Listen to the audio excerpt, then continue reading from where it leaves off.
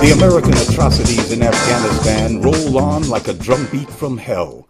With every affront to the human and national dignity of the Afghan people, the corporate media feign shock and quickly conclude that a few bad apples are responsible for U.S. crimes, that it's all a mistake and misunderstanding rather than the logical result of a larger crime, America's attempt to dominate the world by force.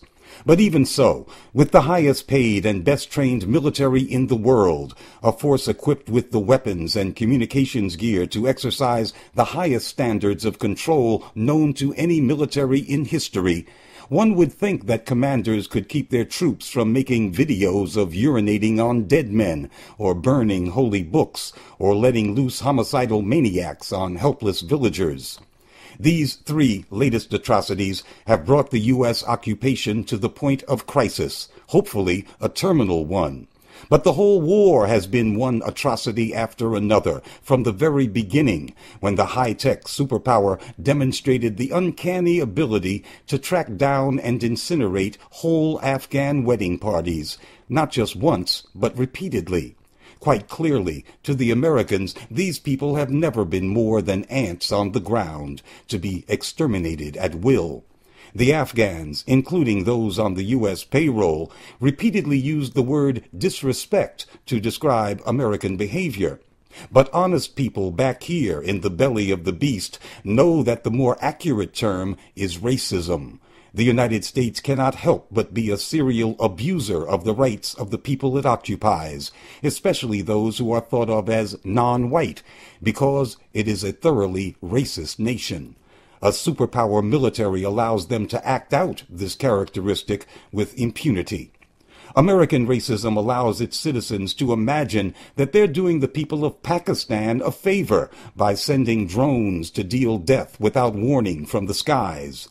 The U.S. calls Pakistan an ally, when polls consistently show that its people harbor more hatred and fear of the U.S. than any other people in the world. The Pakistanis know the U.S. long propped up their military dictators, and then threatened to blow the country to kingdom come after 9/11 if the U.S. military wasn't given free rein. They know they are viewed collectively as less than human by the powers in Washington, and if they don't call it racism, we should, because we know our fellow Americans very well. The U.S. lost any hope of leaving a residual military force in Iraq when it showed the utterly racist disrespect of Iraqis at Abu Ghraib prison, the savage leveling of Fallujah, the massacres in Haditha, and so many other places well known to Iraqis, if not the American public, and the slaughter of 17 civilians stuck at a traffic circle in Nisour Square, Baghdad. What people would agree to allow such armed savages to remain in their country if given a choice?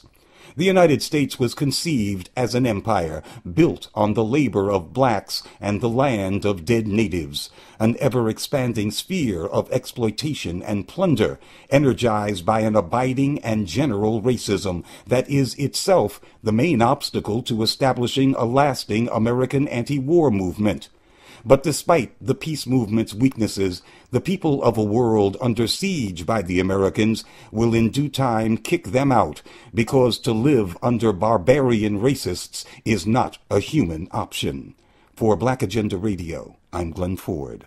On the web, go to blackagendareport.com.